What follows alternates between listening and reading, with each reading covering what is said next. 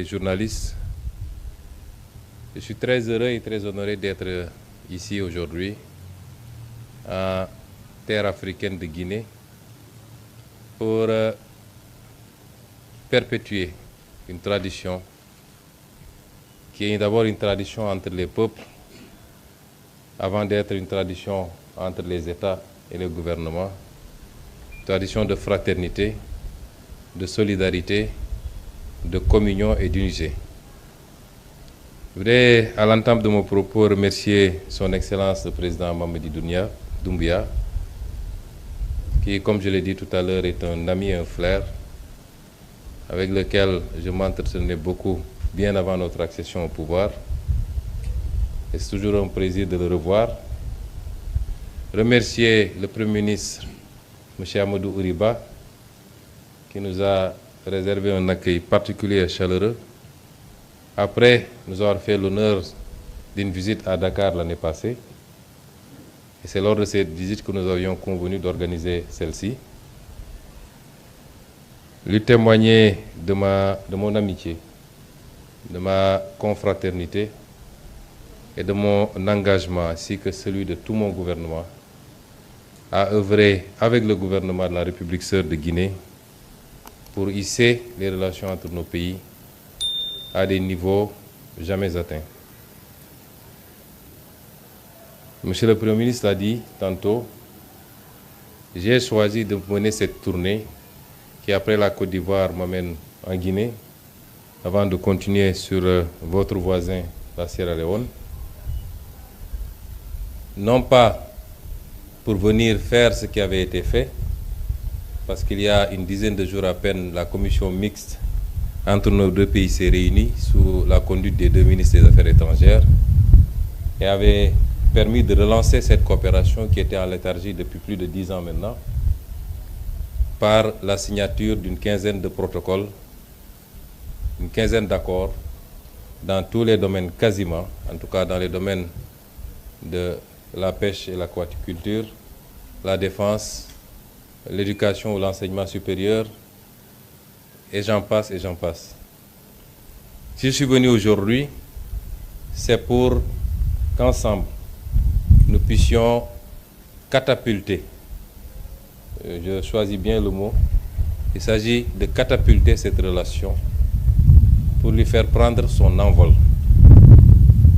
La relation, elle est saine, elle est solide, et comme je l'ai dit à l'entame de mon propos, elle est d'abord portée par les peuples, puisqu'il y a beaucoup de ressortissants sénégalais établis en République de Guinée et beaucoup de ressortissants guinéens établis en République du Sénégal.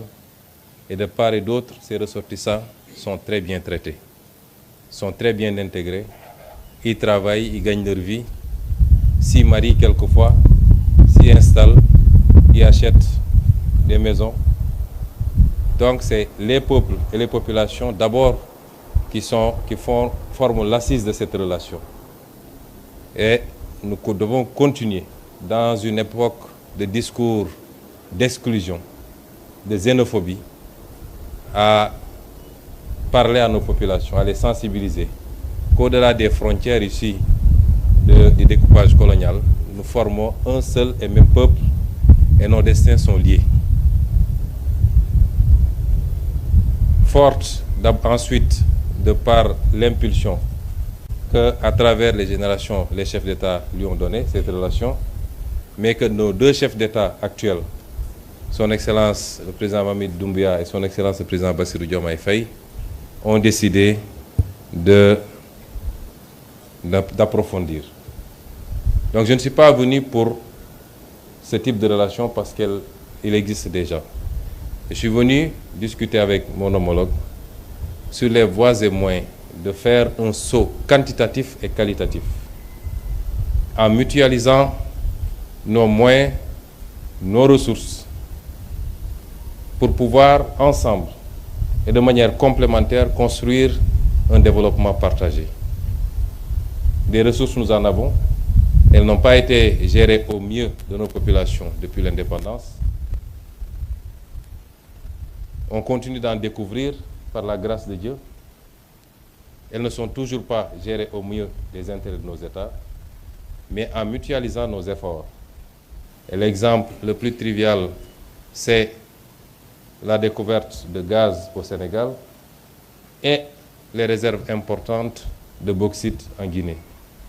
Évidemment, la jonction entre ces deux nous permet de créer, d'ajouter de la valeur à chacune de nos ressources et de gagner 100 fois plus que ce qu'on aurait dû gagner si on continue à les extraire et à les exporter bruts. Je ne vais pas en dire plus. Conformément aux recommandations de son Excellence le président Mamadi Doumbouya, qui après avoir béni nos travaux, nous avoir donné sa caution, nous a donné une recommandation, c'est d'évoluer dans la plus grande discrétion, de prendre le temps de bien cuisiner le plat et de le servir bien mûr pour que nos peuples respectifs de Guinée et du Sénégal puissent être bien servis. Nous avons retenu ensemble, et le président Doumbouya vient de nous conforter dans cette décision, de mettre en place un comité technique qui, sur la base des orientations que nous avons retenues, va travailler de manière accélérée pour dresser les contours de cette nouvelle coopération qui doit nous permettre de monter ensemble. Je dis tout le temps que je ne connais pas de zone dans le monde où un pays a pu se développer alors que ses voisins sont dans l'extrême pauvreté. Les autres l'ont compris depuis longtemps. Les pays du Golfe sont montés ensemble. Ils étaient dans les profondeurs ensemble. Les pays d'Europe l'ont compris quand ils ont créé l'ancêtre de l'Union européenne autour du charbon et de l'acier. Après s'être livré une guerre extrêmement meurtrière, ils ont mis de côté toutes leurs divergences pour se retrouver autour de l'essentiel. Les pays d'Asie l'ont compris. Quand on parle de dragon asiatique, c'est tous les pays qui sont montés en même temps. La Guinée ne partira pas loin, en tout cas, sans le Sénégal, sans la Côte d'Ivoire, sans la Sierra Leone, sans le Mali, sans tous les autres pays. Mais le Sénégal n'ira pas très loin sans tous ces pays, la Mauritanie, la Guinée. Et il nous faut dépasser ce qui semble être des contradictions, mais qui n'en sont pas. Qui n'en sont pas. Et les enjeux que nous devons avoir devant nous sont plus importants que les divergences qui relèvent beaucoup plus de clichés, de malentendus que de réalité. Et Monsieur le Premier ministre, j'ai été assez long. Je suis très ravi et très réjoui d'être là et je pars satisfait en étant conscient qu'aujourd'hui, nous avons jeté la graine d'une coopération renouvelée, mais surtout d'une coopération qui va nous permettre tous ensemble d'accélérer notre développement et d'offrir à nos populations un mieux-être, une meilleure offre.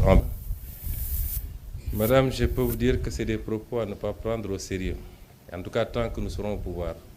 Je prie Dieu pour qu'on soit là 50 ans au moins. Mais vous me donnez l'occasion de revenir sur cela. Le Sénégal, comme la Guinée, comme toutes les terres africaines, sont des pays d'ouverture, des pays d'accueil. Chaque pays doit réglementer évidemment les entrées et les sorties sur son territoire national, ne serait-ce que pour des soucis de sécurité. Mais au-delà de ce contrôle minimal qui ne peut manquer, nos pays sont réputés être des traditions d'accueil. Et je suis aujourd'hui en Guinée. Je suis sûr que même vous, madame, si on remontait un peu loin vos origines, je ne serais pas surpris qu'un de vos grands-parents ait quitté la Sierra Leone ou le Sénégal ou le Mali pour être ici en Guinée. Et c'est pourquoi il y a des idéologies que nous ne pouvons pas accepter. Elles sont intolérables. Nous ne pouvons pas accepter des idéologies xénophobes.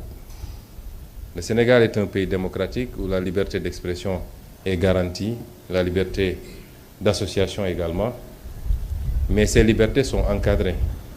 Je peux rassurer que tous les Guinéens, vous connaissez déjà mes positions sur la question, que j'ai exprimées à toutes les occasions à l'Assemblée nationale lors de la campagne électorale. Je peux rassurer les Guinéens qui vivent au Sénégal qu'ils sont chez eux, ils continuent à être chez eux. Et je sais que les Sénégalais qui vivent ici, que j'ai rencontrés hier, sont traitée de la même manière ici, en République de Guinée. De manière générale, la question que vous soulevez maintenant me permet d'aborder une autre sur les discours d'intolérance et de haine facilités par les réseaux sociaux. Je voudrais appeler notre jeunesse à prendre conscience que cela ne les grandit pas. Ce n'est pas toute notre jeunesse, mais ceux qui se livrent à ces discours, quelquefois appuyés par des politiques, malheureusement. Les problèmes que nous avons à l'intérieur de nos pays ne sont pas dus à la présence d'étrangers. C'est dû à l'incapacité de nos leaders dans le passé à gérer nos pays au mieux de leurs intérêts. C'est dû à la corruption endémique, c'est dû à la manière dont nos ressources naturelles ont été bazardées pour la plupart, notre incapacité à avoir une vision articulée, cohérente, permettant de travailler, d'industrialiser nos pays, de créer des emplois et de l'offrir aux jeunes. C'est ça nos vrais problèmes. À chaque fois que des pays ont des problèmes, y compris dans les pays occidentaux, vous le verrez, c'est l'autre qui est le responsable. Et on commence à chercher et à désigner. Ces idéologies ne peuvent pas être importées, elles sont inacceptables. Et je lance un appel à cette jeunesse, je sais souvent qu'elle m'écoute, au-delà du Sénégal, cette inimité, le terme n'est pas trop fort, quand vous voyez des compétitions sportives, si la Guinée doit rencontrer le Sénégal, c'est comme si on allait en guerre, alors que c'est tapé sur un ballon simplement. Ça vole très bas, les gens s'insultent, les gens se disent des mots. Il faut que nous revenions à ce qui nous a été légué par nos devanciers. Nous sommes des frères, des peuples amis. Je ne dirais même pas des peuples, nous sommes des nations, frères, sœurs du moins, mais nous sommes un seul et même peuple. Et je voudrais vous rassurer qu'au Sénégal, toutes les dispositions ont été prises pour que les discours xénophobes, indexant l'autre simplement parce qu'il est, que ces discours disparaissent et qu'ils ne soient jamais suivis d'actes. Merci pour la question. Je suis venu ici pour une tournée économique et voilà une question éminemment politique. Monsieur Tanguy, les États, quel que soit le niveau de fraternité et d'amitié qu'il y a, les États ont de réalités internes qu'il faut respecter. Aujourd'hui, il y a des gens qui sont arrêtés au Sénégal pour différents délits, qu'on peut qualifier, certains qualifient de délits politiques. Et ce n'est pas aux autorités guinéennes de venir au Sénégal nous dire ce qu'il faut faire. Je m'abstiendrai par respect de venir en Guinée pour avoir à dicter aux Guinéens ce qu'il y a à faire. Si mes relations amicales et fraternelles me le permettent, et si je devais en parler, ce serait en douce, amicalement, mais je ne viendrai pas ici dans une conférence de presse pour vous dire que j'ai dit ceci ou j'ai fait cela. Et je pense que globalement, ça doit se passer comme ça. Nous nous préoccupons mutuellement de l'évolution de chacun de nos pays, puisque la stabilité de chacun de nos pays impacte, ou l'instabilité de chacun de nos pays peut impacter sur les autres pays. Nous sommes déjà assez confrontés à la question sécuritaire dans beaucoup de nos pays amis et frères, mais ça ne va pas au-delà de cela. J'ai suffisamment d'expérience politique pour ne pas venir ici vous dire j'ai dit ceci aux autorités guinéennes. Ça ne relève pas de ma compétence. Mais je souhaite et je prie pour que dans tous nos pays, le Sénégal, la Guinée et tous les autres pays, qu'on ait la paix, la stabilité. La paix politique s'entend, la stabilité, la concorde, et qu'ensemble nous puissions travailler à construire ce que les populations attendent, c'est-à-dire le développement, indépendamment des divergences d'opinion qui ne peuvent manquer dans un pays. Merci.